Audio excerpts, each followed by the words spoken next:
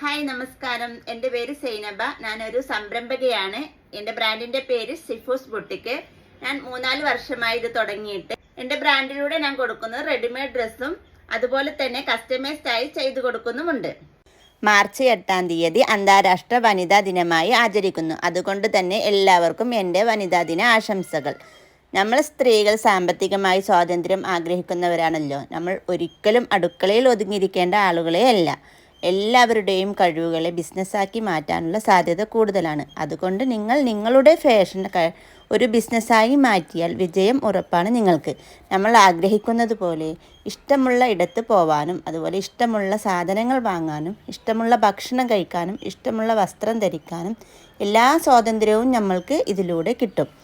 നമ്മൾ നമ്മളെ തന്നെ സ്വയം അംഗീകരിച്ചു തുടങ്ങിയാൽ തന്നെ ഈ സമൂഹവും നമ്മളെ അംഗീകരിച്ചു തുടങ്ങും. അപ്പോൾ ഒരിക്കൽ